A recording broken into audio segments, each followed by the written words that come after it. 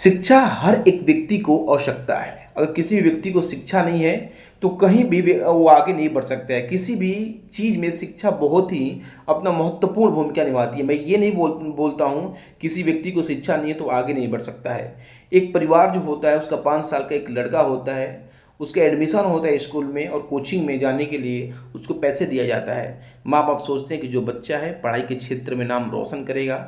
1 2 3 4 5 class में बच्चा पढ़ता है, लेकिन जब उसके साथ कुछ अनहोनी हो जाती है तो परिवार वाले रोने लगते हैं, चिल्लाने लगते हैं। नमस्कार दोस्तों, मैं संकेत सिंह आपका स्वागत करता हूं क्राइम स्टोरी में और आशा करता हूं स्वस्थ होंगे, अच्छे होंगे। आज की जो सच्ची कहानी है, सच्ची घटना है, सूरत से निकल के आ रही है।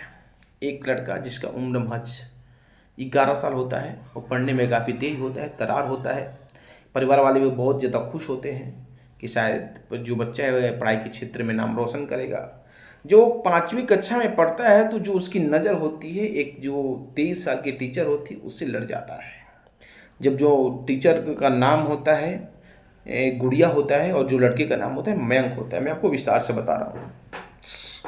तो जो गुड़िया नाम की शिक्षिका होती हैं उनका उम्र 23 साल होता है और जो मयंक होता है उसकी उम्र 11 साल होती है। जो मयंक काफ़ी पढ़ने में तेज होता है तो गुड़िया उससे इम्प्रेस होने की कोशिश करती है, बातचीत करने की कोशिश करती है, लेकिन जो मयंक होता है वो बातचीत नहीं करना चाहता है। वो सोचता है कि पढ़ लिख लूँगा तो शायद आगे आदमी बन जाऊँगा। अब परिवार वाले का भी यही दबाव था। अभी वो 5वीं क्लास में पढ़ ही रहा था, कितना बड़ा हुआ ही था, अभी तो वो बिल्कुल नाबालिग ही था, बच्चा ही था, उसको उतना समझ नहीं था। लेकिन जो गुड़िया थी उसका उम्र 23 साल था, वो सब कुछ समझ सकती थी, सब कुछ जान सकती थी। गुड़िया उससे बात करना चाहती है और तकरीबन बहुत दिन बीतने के बाद गुड़िया और मयंक में आपस में बातचीत होने लगते हैं। और बातचीत होते होते कब एक दूसरे के लिए जीने लगते हैं, मरने लगते हैं, ना तो ये 11 साल के बच्चे को पता होता है, लेकिन ये बात गुड़िया को जरूर पता होता है। गुड़िया उसको अपने रूम पे ले जाती है और दोनों के साथ शारीरिक संबंध बनते हैं। और शारीरिक संबंध एक बार नहीं बल्कि ना जाने कई बार बनते हैं, इसका कोई अनलिमिटेड गिनती नहीं हुआ है। जो मयंक होता है उसको भी किसी को बताता नहीं है। वो छोटा होता है, डरा हुआ होता है, सहमा हुआ होता है। 25 अप्रैल का एक दिन खबर आता है कि जो मयंक है घर नहीं आया।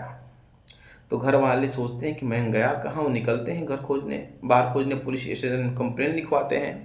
पुलिस अपने हिसाब से जांच करती तो पता चलता है कि बड़ौदा की गलियों में मथुरा से होते हुए जो मयंक और एक लड़की जिसका उम्र 23 साल होता है, उसका नाम गुड़िया होता है, दोनों एक गली में जा रहे हैं। सीसीटीवी कैमरे में उनका फोटो आता है तो पुलिस वहीं से पीछा करना स्टार्ट कर देती है और कड़ी मशक्कतों के बाद, कड़ी कोशिशों के बाद मयंक और गुड़िया को अरेस्ट किया जाता है।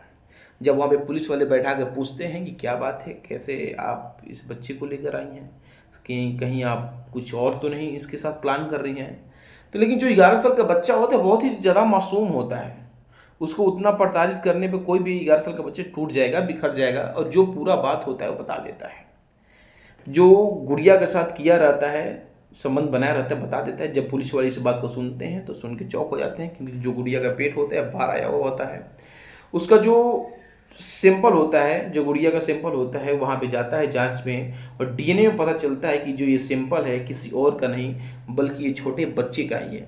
जैसे ही वो सैंपल आता है पुलिस वाले वो देख के आश्चर्यचकित हो जाते हैं कि ऐसे कैसे हो सकता है, एक 11 साल के बच्चा प्रेग्नेंट कैसे कर सकता है किसी महिला को।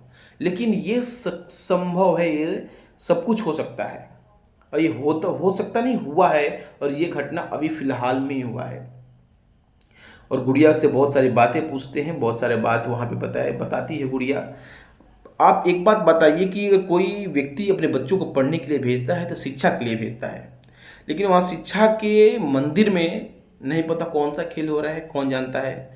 तो मेरी पूरी घटना, पूरी कहानी सुनाने का मतलब किसी की भावनाओं को ठेस पहुंचाना नहीं, किसी को आहत करना नहीं, बल्कि आपको जागरूक करना है कि आप भी अपने बच्चों को स्कूल भेजते हैं तो सजग होकर भेजिए, सतर्क होकर भेजिए। नहीं तो ये घटना किसी और के साथ घटा है कल, तो आज आपके साथ भी, परसों उसके साथ भी घट सकता है। अगर मेरी इस कहानी से किसी को ठेस पहुँच रहा है तो मैं हाथ जोड़ के माफ़ी मांगता हूँ। जय नमस्कार।